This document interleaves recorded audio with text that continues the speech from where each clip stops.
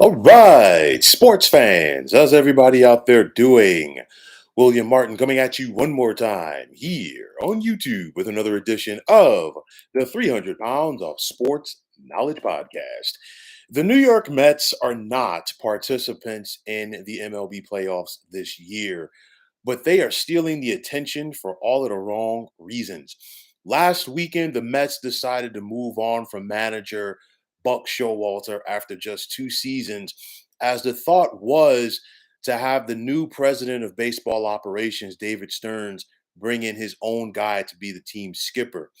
Earlier this week, the Mets formally introduced Stearns as the franchise's first president of baseball operations.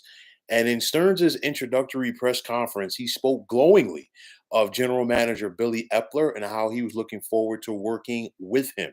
But then the bombshell dropped on Thursday night Thursday in general, when Epler resigned as Mets general manager. However, later that day, the reports began to surface after MLB and was investigating and has been investigating Epler for allegedly using a phantom injured list.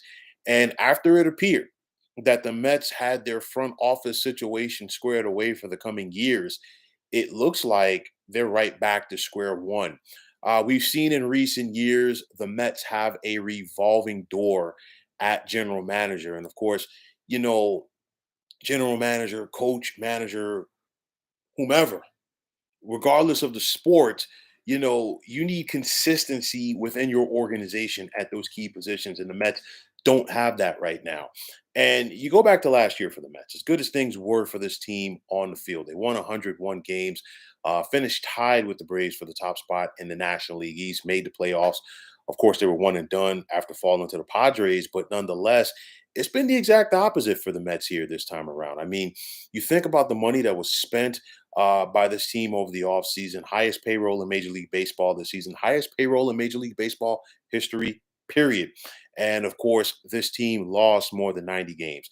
It just never came together for this team. Of course, we saw the fire sale prior to the trade deadline, you name it. But the thing is, this is several years now that the Mets have been under the ownership watch of Steve Cohen. And one thing that he has been searching for is stability and consistency, and he hasn't been able to get it. And of course, a guy like Cohen, he's going to keep doing whatever he has to do to try to get that consistency and try to get that stability. Of course, when you hear about a guy like Epler resigning so abruptly, first question is going to be, did somebody drop a dime on Billy Epler? And honestly, the answer has to be yes.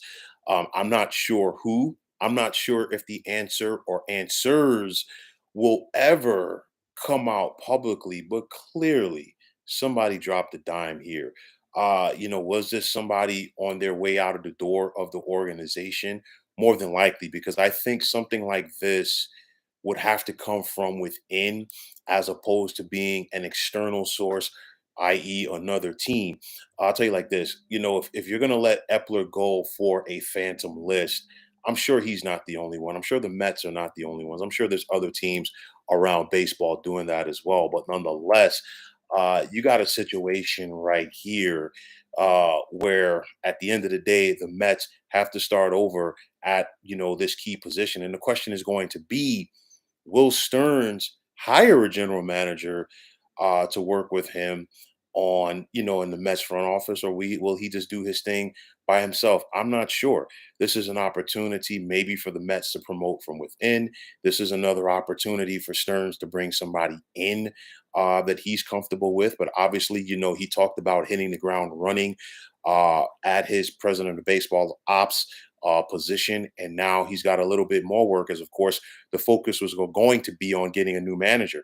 Now you got to go out there and get yourself a manager. But also, if you want to hire a GM, you want to make sure that you hire yourself a general manager that is in line with the new manager that you're looking to get with. So, of course, for me, what is the state of the Mets? Bottom line is this: they've got their work cut out for them. And I say that because I do believe that the Mets are going to spend some money, and I've talked about this before. They're going to spend money this offseason trying to get things turned around. I don't think that they're going to spend money in the fashion that they did this past offseason, but nonetheless, they are going to go out there and spend some money. You got to go find yourself a manager. More than likely, they're going to try to find another GM as well. And I'll tell you like this, Buck Showalter is a darn good manager. It's a situation where he's definitely going to end up in the Hall of Fame. I gave Stearns, and I will continue to give Stearns the benefit of the doubt and say, hey, Buck's not your guy. You didn't hire him. You want your own guy at manager. And I get that because, you know, everybody needs to be on the same page. But I'll tell you like this, if you don't bring somebody in the caliber of a veteran manager like a Buck Showalter, it could be a problem. You look at this right now, you've got a Mets team. Some players were frustrated by the departure of Buck Showalter. And now you've got some guys in that clubhouse that were brought in by this general manager. So everybody's got to get on the same page sooner rather than later if the Mets are going to have the success that Cohen wants them to have. Will it come? We've got to wait and see. But nonetheless, this was a bombshell coming out of Queens this week, and it wasn't the type of bombshell that, of course, anybody related to the Mets were hoping for. So let's sit back and watch and see what happens with the Mets front office situation, as this could be either a long, good winter for the Mets or a bad, good winter out in Queens. We just got to wait and see. But, folks, that is going to wrap it up. And as always, I want to take this time out to thank you for tuning into the 300 Pounds of Sports Knowledge podcast here on YouTube. I want to take this time out to thank all of you fine folks out there for tuning in. And if you have not already, please feel free to subscribe to this channel. Now, if you're on the X, formerly known as Twitter, please feel free to follow me at 300 Pounds of Sports. And like I always say, if you follow me, it will be my pleasure to follow you right back. There's also the sports discussion group on Facebook at the Sports Depot 365. Now, you can check it out. Drop a line and be a part of one of the better sports debating sites going on social media. So, once again, fine folks, my name is William Martin, and I'm signing off.